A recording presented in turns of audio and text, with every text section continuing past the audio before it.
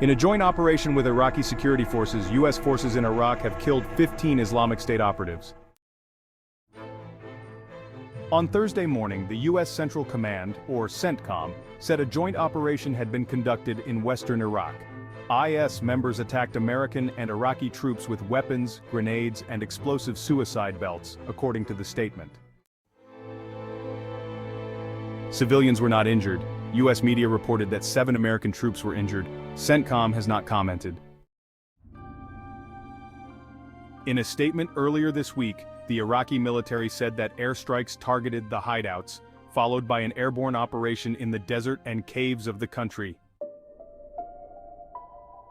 The hideouts, weapons, and logistical support were destroyed, explosive belts were safely detonated, and important documents, identification papers, and communication devices were seized. For comment, the White House National Security Council and the Pentagon referred the BBC to CENTCOM. CENTCOM said it had targeted IS leadership members to disrupt and degrade the group's ability to plan, organize, and attack Americans, Iraqis, and allies.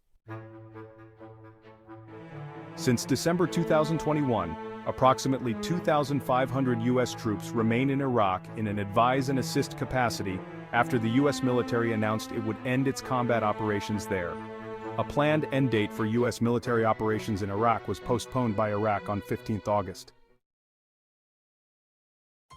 In addition to Thursday's operation, a recent attack in Germany and a plot in Austria have been linked to IS.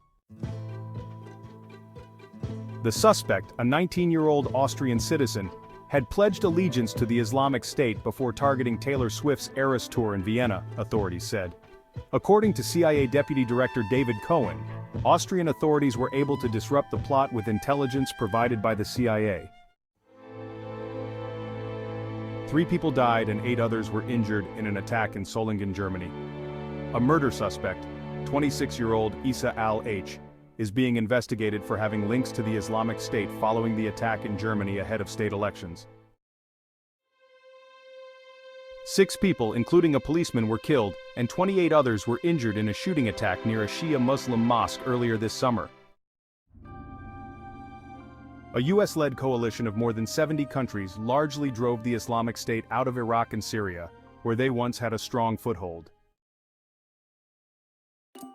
In June, Frank Gardner of the BBC reported that intelligence sharing between police forces and security agencies had largely stopped IS's coordinated attacks in European cities. However, the jihadist propaganda it continues to produce online still motivates extremists who are radicalized by it. According to a senior Whitehall official in London, the group was down but not out.